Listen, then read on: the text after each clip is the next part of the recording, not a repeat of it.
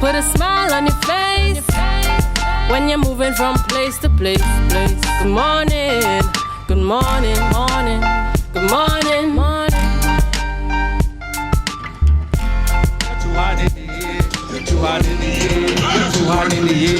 Yes, put your two hands in the air.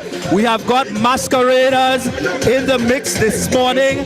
We see the lineup. It is Juve. It is Carnival Tuesday celebrations happening right here in Cutler Hall, Tobago. The parade taking place, annual celebrations.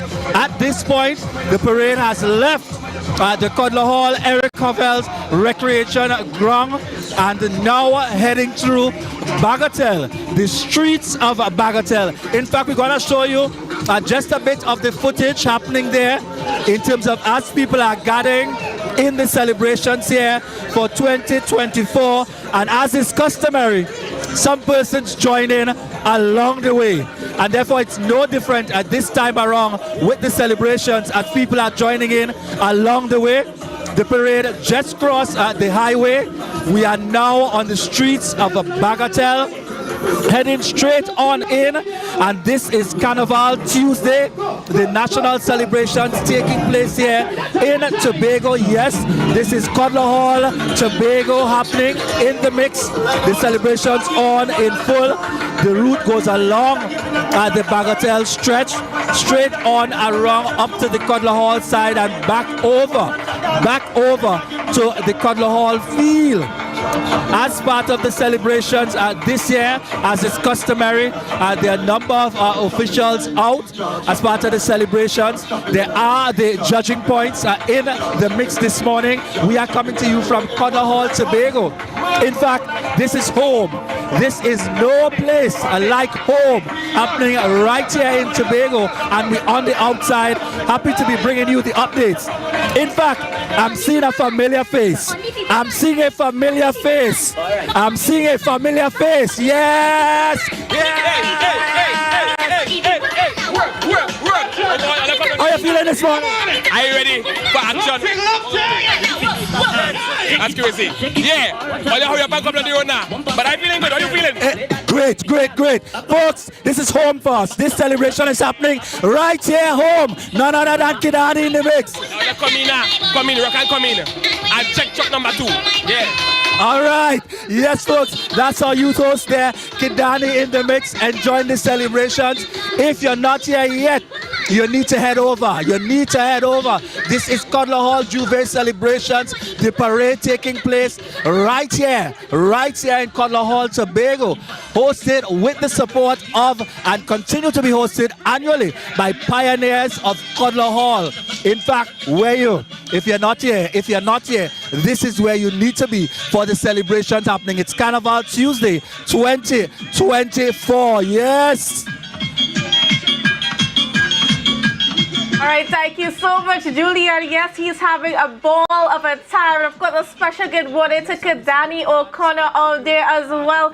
I mean, it's certainly looking like the place to be. Well, viewers, I am here on the inside, and joining me this morning to give us an idea of how things have been going over the weekend, especially where Kiddies Carnival is concerned in Roxborough. I am being joined by Miss Sherraine Sebro, owner and designer of Sherraine's Tie-Dye, that beautiful tie-dye creation that we've seen all over Tobago. Yes, this is the powerhouse behind this. Special good morning and welcome to you, Sherraine. How are you doing this morning? Good morning. I am doing very well. And good morning to all those locked in on the Tobago Updates and Morning Show Live. Sorry, great. So Sherraine, now give me an idea of just how did things go in Roxborough on Sunday? Well, in Roxborough on Sunday, for Tie-Dye City, things flowed smoothly. We didn't have a problem with the trucks or anything. We got a truck and things flowed smoothly. The only thing, we had a long wait by the judging point down at the complex. It's usually a long wait, right? What I must commend those at the judges and those who were in charge of Roxborough. Judging was supposed to lock off at 7. And they did not. They extended the time to accommodate all the bands that was unable to judge before 7, so I just want to commend them for that. And in terms of the organization, any concerns where I was concerned? Yes, what one concern I have with Carnival on a whole is the results. I mean, today is Tuesday, the competition was Sunday, and we still haven't got any results. I mean, this year, although I participated in Trinidad already, I collabed with someone, I wasn't physically there. This year was my first year actually going to Trinidad for competitions with my son. He went up as a king. And while down there, they had several categories. And by the time they meet the 3rd category, the results for the 1st category already come out. So they're doing it fast, on the move, right? So I believe that they had enough time from since Sunday to give the results, because I mean, if Trinidad is in Mecca Carnival and we're supposed to take pattern from them, that is the only problem I have, right? And I'm sure other band leaders could attest to that about the carnival, the positions not coming out fast enough. Now, there was a lot of concern because Kiddies Carnival on Saturday had to be cancelled due to the oil spill cleanup efforts. And there was a lot of complaints coming out from both the band leaders and the masqueraders where that is concerned. Of course, it was a loss on both sides and that sort of thing. You know, just give me a perspective on that whole situation. Right. On my view, the kids' health is of paramount importance, right? So I did not have a problem with them canceling Saturday, because before Carnival we had meetings with the ACP, and he was telling us how much planning it takes to put in place for Carnival and these things, and it probably was impossible to find an alternative route right away. But what I was hoping is that they would have given the kids Monday to compensate for Saturday, right? Because I mean, they would have had enough time to put things in place over the weekend to say, well, the kids didn't get to parade on Saturday, they could parade on Monday, because they didn't have anything during the day on Monday. The kids could have, taken up that spot. And in terms of Roxborough and the participation in Roxborough, again, there were some concerns in terms of, being able to come up to Roxborough to participate and that sort of thing. What was the reaction from the parents on the ground, about Roxborough being their only option for this year as a result of everything? Well, I know some band leaders had challenges because persons would have asked back for full or partial refunds. That didn't happen with us. I spoke to the parents, I will bribe up the children and all kind of thing, and everything that they were supposed to have on Saturday, they got on Sunday. In terms of the maxi taxis, some maxi taxis were late because, we had a large ship in the port, and we were accommodated in Roxborough by the extended judging hours. So even though some of the maxis were late to take the kids up, we were still accommodated. So the judging and stuff, I mean, the crossing the stage happened late because of the maxi situation? Yes, that was the situation for some of the band leaders that were coming from down on this side. What is your view on how things are progressing with Carnival this year? It's big. February Carnival was not advertised. We had no launch, and I was very disappointed because I participated in the first October Carnival. I had a Juve band, and being in several meetings, the chief sec had mentioned to us that October Carnival would not interfere with February, and it was not so this year. We had to make a real noise because, one, they wanted to cut the prices for the kids. Adults, they wasn't going to give them any prices for Juve, night mass, all these things. So I believe if you're saying one thing, that it would not affect February, please don't let it affect February.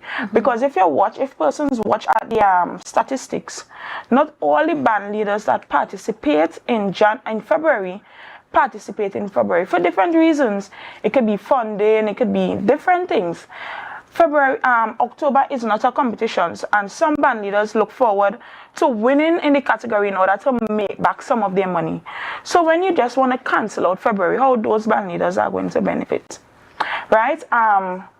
In terms, I mean, the no marketing was a big problem, and persons were very unsure as to if anything was happening in Tobago, because it had a lot of back and forth on social media, and when you contact some of your regular masqueraders, they'll be like, it's having carnival in Tobago, I thought they canceled that.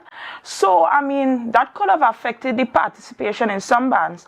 But what I must add is that all the persons that has been bashing Tobago band leaders, I hope they had tuned into the live or had went to Roxborough on Sunday, because to me, the quality of the mass portrayed by the band leaders for the kids in Roxborough on Sunday has improved drastically. Yes. I must commend all the band leaders for that. I mean, the costumes, I was in awe with some of the costumes. They has improved drastically, and I just want to, give them a pat on the shoulder, because they will show up this year. We had issues because we were supposed to get grants before the before Carnival. We still didn't receive the grants as of today, so I'm not sure if they're still going to give us after, Carnival, because the grants really help out, to get last minute stuff for the kids and all these things. So that was basically it. Yeah. If they could possibly advertise for February in October, that will help to boost, because in Tie-Dye City we had one masquerader from Trinidad, right? And the reviews I got from the parents was excellent. They called back to Trinidad and it was buzzing how they had so much fun, and the kids had so much stuff to eat and all these stuff. So I mean, not everybody might be able to deal with the whole big shenanigans in Trinidad. Some persons might want to come to Tobago, so you could still advertise for us and give us a better chance. Do you think that February Carnival going forward could be branded with Kiddies Carnival? I believe that it could be, but before that happens, things need to be put in place to protect some of the creatives in Tobago, because there are some creatives that actually make all this stuff from scratch by hand. They don't import nothing from China. They don't buy over nothing from Trinidad. They actually make. I would mention her name is Avion Gordon, right? Because she worked with us this year, and I don't know how this lady does do it, because she produced like 6 costumes, 4 for my band and 2 for the department, and I watch her stay up late, like when she bed all 5 o'clock and thing, and she has 2 kids, and she still has to get up and get them prepared for school. And she's one of the creatives that makes everything from scratch by hand. And now in October, they would kind of be stifled. There are other creatives that make things from scratch that does not import from China or import from Trinidad, and they make everything right here. So if proper things are put in place to protect them, in terms of probably if they turn October into a competition for the adults and put some kind of measure in place to protect the creatives, I don't see it being a problem that February be branded for kiddies only, but proper things need to be put in place first to protect the creatives. And certainly, and I just want to say that over the years of looking at the mass and on the creations that's been coming forth, it's has improved quite a lot, and you've seen every year you actually do see the improvement. It gets better and better. So sometimes some of that bashing against the Tobago creatives, sometimes it's a little unfair. Yes, it is. Because persons don't know half of the things band leaders go through, and we still come out here and smile. It's really a challenge, because there's a different culture in Trinidad versus Tobago, right? And we come out here and we smile, and these same persons that bash, they wouldn't give a little suggestion or come and show a little support or lend a helping hand. They prefer to bash, and then they don't come out and support. I just look at them as social media bullies. So we, the band leaders, we have to keep our head up and we have to try our best.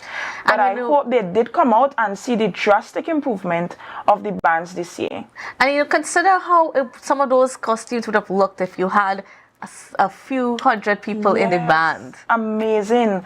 Because as I said, this was my first year, like me actually being in Trinidad, and I tell you, some of the costumes in Tobago, they were well done. After seeing, some of the costumes in Trinidad, when it's in the large numbers just make things look real beautiful, If we have some of those numbers in Tobago, oh my gosh, it will look really beautiful.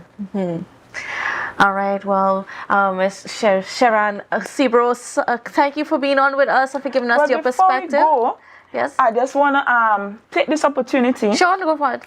to just, thank all persons that assisted me, because without all these assistants, it would have been impossible for, Sherraine to take off. First, I just want to thank my sponsors. I just want to run them down real quick. CC Cycles, Azul Rental Services, M3K Minimart, Mandy's Chicken and Livestock, Sherraine Tie-Dye, Creative Concepts by Sherraine, Kayaja's Iceland, and MJ's Transport and Wrecking Service. And this year, we had a team, some persons, this was the first year that they actually did anything mass related, and they came and they pulled us out. So I want to big up my mommy, of course, she's always there with me, Rosalind Taylor, Natasha, Romeo and her niece, Shanice, Winchester, Skylar Clark, Kadisha, Philip, Kyle Wright, Keelan Sebro, and of course, Miss Avian Gordon, the superhero mommy, wire bender. I just want to big them up, and tell them thanks for everything and for making, Tie-Dye City be on the road and for making us look good as we usually do.